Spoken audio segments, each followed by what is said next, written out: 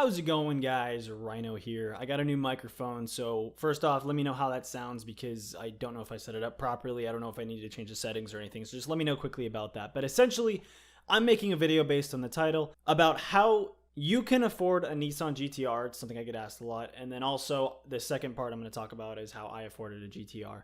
So basically, I do a lot of Q&As on my Instagram. My Instagram, every time I get 1,000 followers, 1,000 new followers, I do a Q&A. And one of the most frequent questions asked, actually the most frequent question asked, is something along the lines of, how did you afford a Nissan GTR at your age? Or how can I afford a Nissan GTR? Talking about that person. And so I wanted to make a video to really go into a detailed response about how to afford a Nissan GTR, how I afforded a Nissan GTR, and I just wanted to kind of help you guys out with that. This video will be broken down into two parts. It'll be, the first part, I'm going to be talking about kind of general tips and the best practices for you to be able to afford a Nissan GTR that you can apply to pretty much any big purchase. But I'm going to be applying it specifically to a Nissan GTR. The second part of the video, I'm going to be talking about how I personally afforded the GTR, how I went through the searching process, and how I made sure I could afford it, and then finally the buying process. And then I have a couple things I want to mention at the end. So that's essentially going to be the layout of the video. Let's dive right in. So one thing I get DM'd a lot on Instagram is, hey, I love your car. I'm going to have one when I'm older. And I absolutely love hearing this, but it also scares me at the same time. I love seeing that drive, and I want people to be able to afford the cars and luxuries that they want to be able to afford. But the problem is that when they say I'm going to afford it when I'm older, they might not actually be planning properly for the future and may just be assuming that in the future they're going to be making more money, therefore they're going to be able to afford a Nissan GTR. And that might be likely, but there's other factors that play in. I know every single one watching this video, if you work hard, every single one of you can afford a Nissan GTR. Every single one of you, regardless of your situation. But you just have to plan properly, work properly, and be willing to put in that effort to get to where you need to be to afford a Nissan GTR. But if you try to put it off and you don't focus on it, you could end up like the guy who was the GM of the plant that I work at. He makes a lot of money. This guy makes a ridiculous amount of money. He could easily afford a Nissan GTR based on the amount that he makes. However, because he waited to buy a nice car, he's now in a situation where he has a wife, kids, and house. It's not a smart move for him to afford a Nissan GTR, to buy a Nissan GTR right now, despite the fact that he loved my Nissan GTR, he loves McLarens. He was on the McLaren website right before I bought my Nissan GTR from that McLaren, actually. Because he has these dreams of owning these really nice cars. And he has a nice BMW, but it's nothing like a supercar. And the reason why he's not able to achieve these dreams is because he waited and now he's not able to afford the Nissan GTR. Theoretically, he can, but it wouldn't be a smart decision for him to make. Whereas someone in my situation where I make significantly less than him, it is a smarter move for me because I can afford it right now. I don't have those responsibilities. I'm not married. I don't have kids. I don't have a house I need to put money into. So my first big tip is to start planning right now. Not a year from now, not 2 years from now, not 5 years from now. Right this second. Start making a plan as soon as you can. The more detailed the plan, the better. I would suggest by starting to make what's called a Gantt chart, G-A-N-T-T. It's something that we learned at work and it applies mostly to capital projects, but it can absolutely apply to this. A Gantt chart is quite simply beginning with the end in mind, where you can create an Excel document and you write a date, and that date is buying the Nissan GTR or receiving the Nissan GTR if you want to go a step further, because that date can vary sometimes. And then from there, you simply work backwards. You go step by step what you need to do to get from where you're at right now to buying that Nissan GTR, but working backwards so you know. And you can be, the more detailed, the better.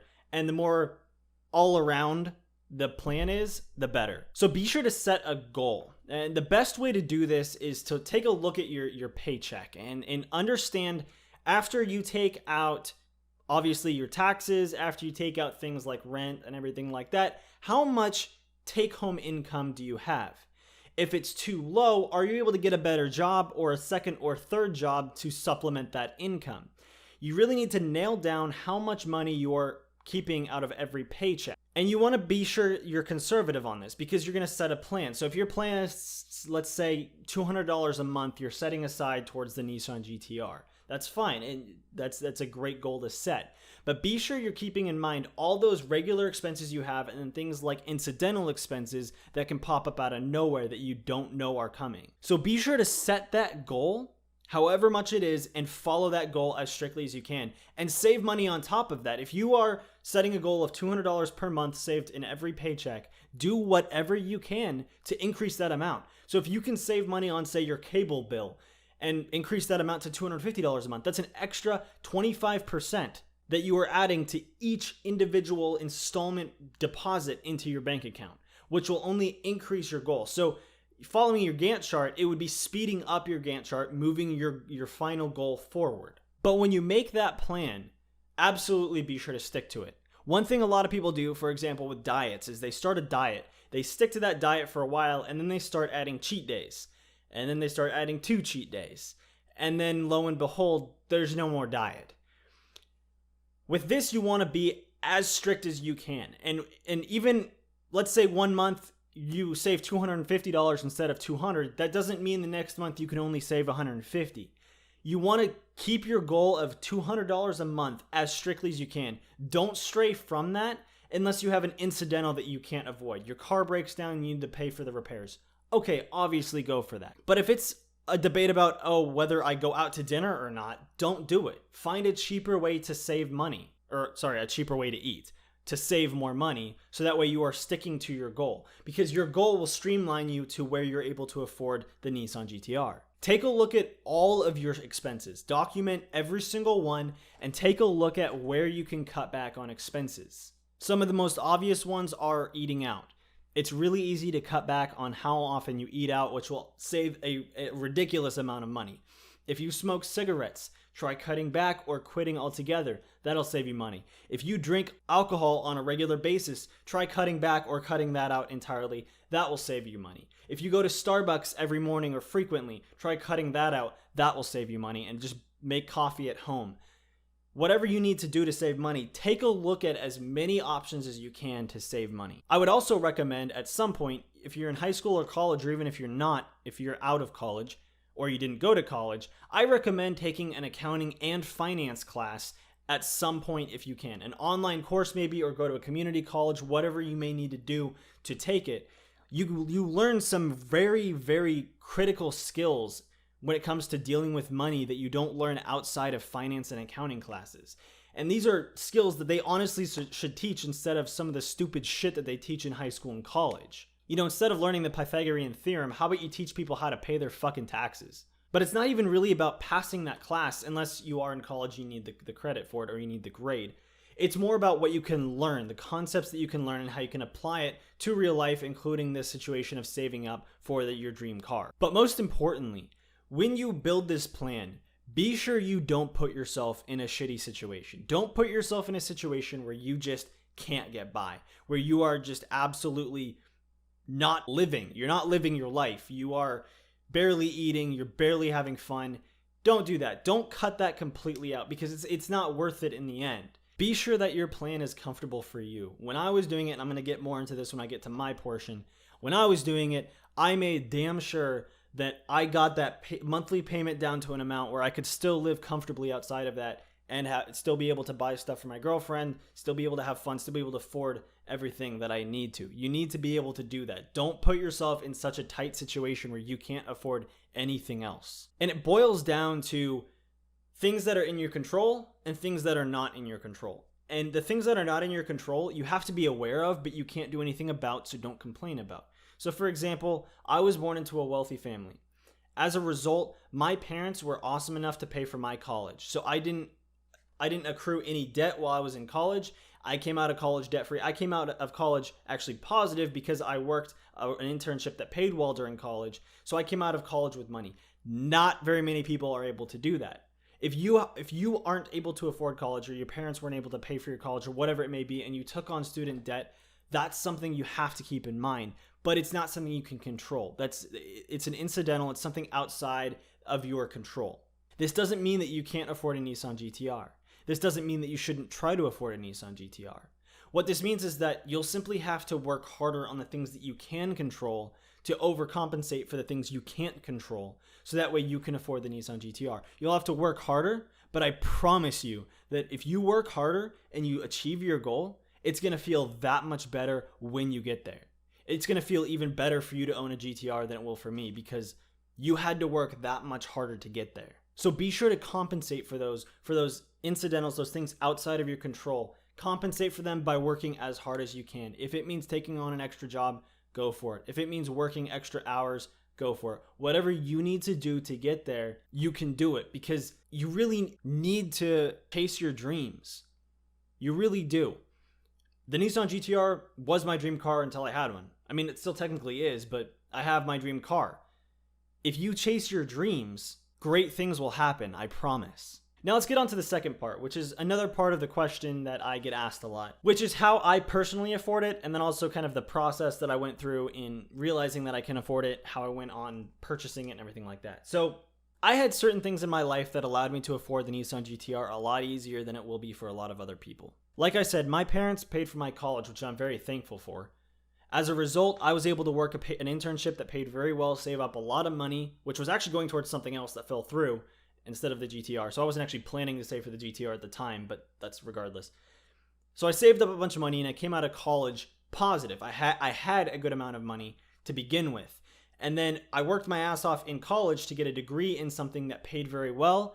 Then I got an internship and I worked my ass off at the internship to prove myself so I could get a really good job. So that way, not only did I come out of college in the positive, but I also was able to get a really good job afterwards. I'm also lucky enough to have parents who are willing to help me if I get into a bad situation.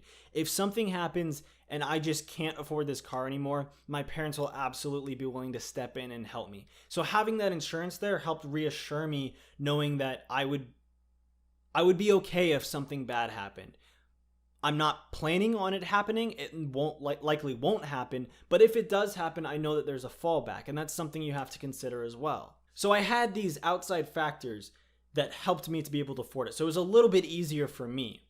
But the process was essentially back in October, I actually borrowed my friend's car to learn how to drive manual.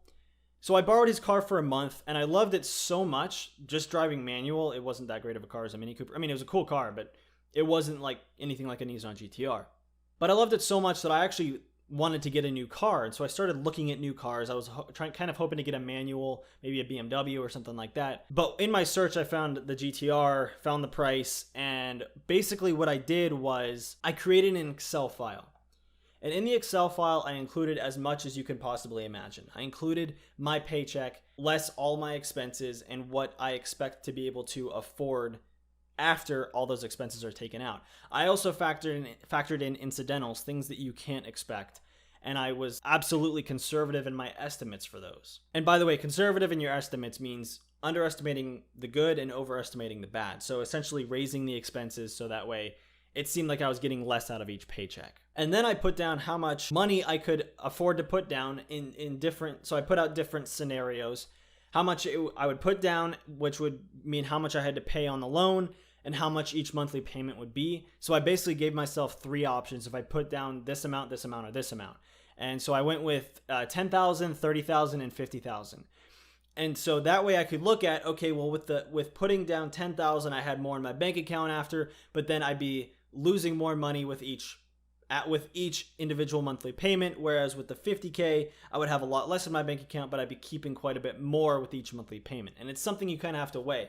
So you can draw it out in each scenario to know exactly where your financial situation will be. And I did that, so I was able to realize that the best way to go was to put 50 down and finance the rest of the car and make monthly payments. So that way, that plus the insurance on the car would be a much smaller amount than if I just put down 10 or if I didn't put down any amount at all. And I highly recommend you guys doing this too. Just putting out as many situations, putting down as much as you can so you can say, all right, if I don't put any money down, if I put this amount down, this amount down, this amount, up to the maximum amount that you would be willing to put down. So you can see all the scenarios and see how you would fare in each of the scenarios. Once I selected the scenario, I essentially went on and I found a Nissan GTR that I liked at a local McLaren dealership.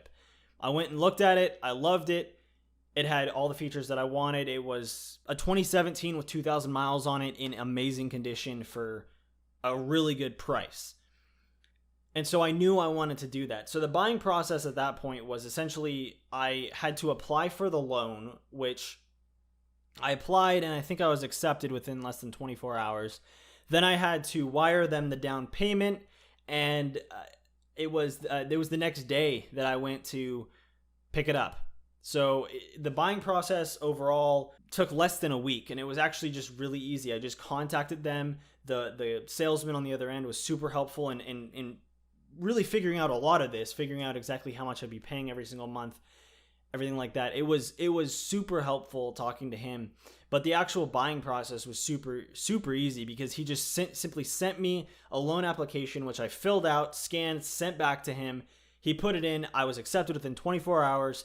I sent them the wire. I went to the dealership the next day, filled out some paperwork, got the keys, drove it home, and then I owned a Nissan GTR. It was a very easy process. And if you go through a dealership, that's a much easier process than if you buy it from a private party.